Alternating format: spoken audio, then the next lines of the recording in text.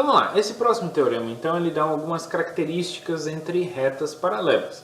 Então o primeiro item dele diz o seguinte: se eu tenho duas retas distintas paralelas a uma terceira reta, então se eu tenho duas retas aqui, ó, R e S, distintas, e que são paralelas a uma terceira reta, então significa que o R é paralelo a T e o S é paralelo a T.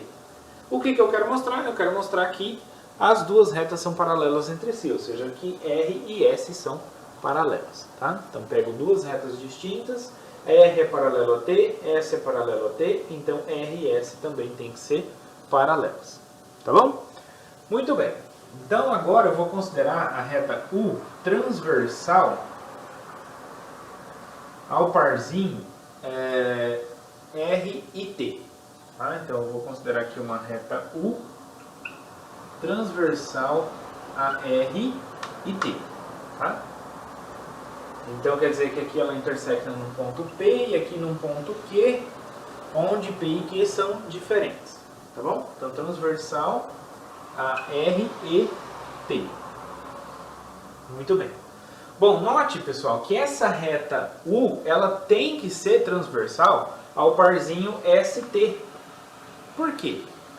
Para ela não ser transversal, tem duas situações. Ó. Uma reta, a reta U, só não poderia ser transversal a ST, primeiro, se ela não intersectasse S ou T, bom, T ela já intersecta, que a gente já sabe. Então, se ela não intercepta a reta S. Só que vejam só, se a U não intercepta a reta S, significa que a U e a S são paralelas, tá? Só que a U e a T passam por um mesmo ponto. E a gente sabe que a T é paralela a S. Então eu teria duas retas, a U e a T, passando por um mesmo ponto, paralelas a uma reta dada. Isso contradiz o teorema, né, o axioma das paralelas. Tá? A unicidade de uma paralela por um ponto dado, fora da reta. Tá? Então U e S não podem ser paralelas. Tá bom? Beleza, então elas são concorrentes. Então tem um ponto ali em comum. O que eu tenho que mostrar para garantir que U é transversal a R, a S e T, ao parzinho? Eu tenho que mostrar que esse ponto de interseção aqui não pode ser Q. Bom, vamos supor que ele fosse Q. Se ele fosse Q, então quer dizer que a reta S e T se interseccionam num ponto Q. Ué, mas as retas S e T são paralelas. Então não podem ter um ponto de intersecção. Tá? Então isso é um absurdo também. Então por isso a U tem que interseccionar a reta S num ponto distinto. Então aqui R é um ponto distinto de Q. Tá bom? Muito bem. Então dessa forma U é transversal ao parzinho S. Então a S e T. Tá? E, consequentemente, como P é diferente de Q e R é diferente de Q, esses pontos, pela mesma análise, esses pontos P e R também têm que ser diferentes. Né? Eu não posso ter pontos iguais ali, P e R. Tá? Então, da mesma forma, eu tenho que U é transversal. Então, como P e R têm que ser diferentes, então a U também vai ser transversal ao parzinho R e S. Tá bom? Muito bem. Bom, então, como U é transversal, aí a gente tem alguns ângulos. Ó. U é transversal ao parzinho T e R.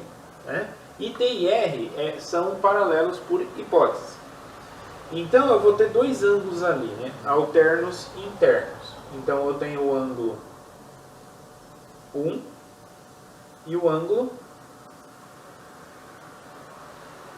Calma aí. O ângulo 1 e o ângulo 2. Tá. Então eu tenho o ângulo 1 e o ângulo 2. Beleza? Então U é transversal a R e T. R e T são paralelos. Então 1 e 2 aqui, esses ângulos 1 e 2 são congruentes. Então, o ângulo 1 é congruente ao ângulo 2. Beleza. O que mais agora? O ângulo 2, ele é oposto pelo vértice com o ângulo 3. Tá? Então o 2 é congruente ao 3 por serem opostos pelo vértice. Tá. E agora? Bom, agora eu tenho o ângulo 4. Bom, como S e T são paralelos, eu tenho aqui o ângulo 4 que é correspondente. Tá? Então, eu vou tirar aqui que o ângulo 3 e 4 são correspondentes.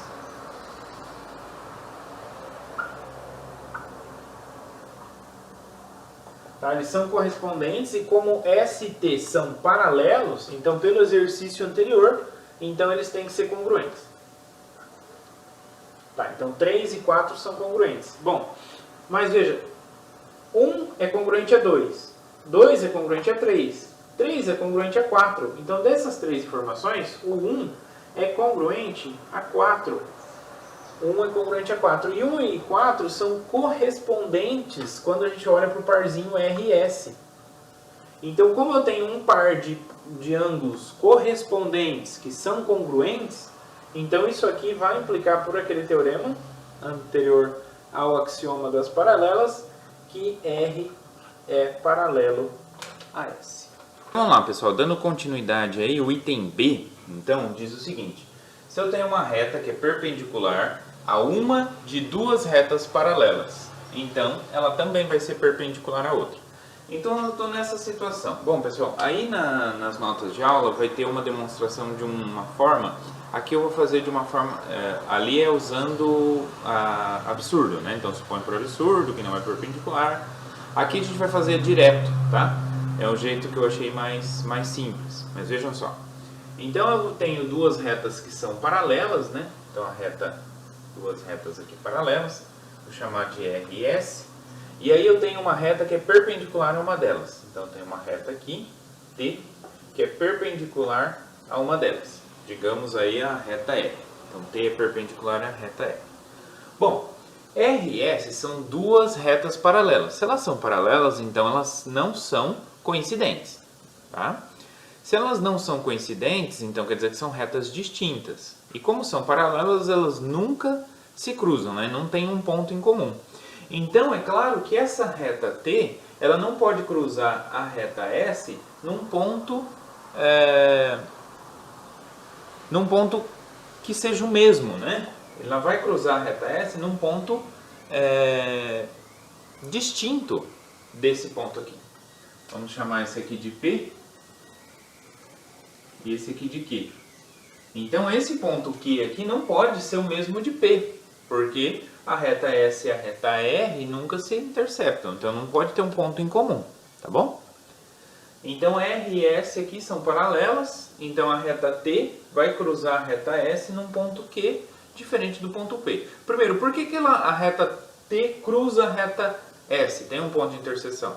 Bom, se elas não tivessem ponto de interseção, então elas seriam, se não são concorrentes, elas são coincidentes ou paralelas. Coincidentes não são porque não tem como uma reta ser perpendicular e paralela ao mesmo tempo, tá bom? Não tem como. Porque a gente já sabe que a reta S é paralela à reta R, tá? E se T não encontra S, né? Se T ela é coincidente com a reta S, então quer dizer que eu teria uma reta que é paralela e perpendicular à reta R. Isso é um absurdo. Então não tem como a reta S e a reta T serem coincidentes, tá? Então tem três opções, né? Coincidente não pode ser, concorrentes a gente vai ver que é a única opção, e paralelas. Por que a reta T não é paralela à reta S? Pelo primeiro item. Porque se T é paralelo a S e R é paralelo a S, então T é paralelo a R, né? Mas não tem como T ser paralelo a R e perpendicular ao mesmo tempo, tá? Então não tem opção. Então não pode ser coincidente, não pode ser paralelo, não pode ser coincidente, não pode ser paralelo. Então a única opção é ser concorrente. E essa onde ela cruza não pode ser P, porque R e S são paralelas, não tem ponto em comum, tá bom? Bom, Com essa explicação, então, a única opção então, é que T seja transversal ao par RS. Então, se o T é transversal a RS, então eu vou ter aqui esses dois ângulos aqui, ó, esse ângulo aqui, ele vai ser correspondente com esse ângulo aqui, né, que a gente já sabe que é 90. Esse aqui a gente não conhece ainda, né, mas ele é correspondente a esse. Mas como R e S são paralelas, pelo teorema que a gente viu antes, se eu tenho duas retas paralelas, qualquer par de ângulos correspondentes são congruentes. Então, consequentemente, aqui também é 90 graus. Ou seja, T também é perpendicular à reta S, né, como a gente queria mostrar. Tá? Então aqui, a ideia da demonstração ali das notas de aula é fazer por absurdo. Aqui, a gente fez...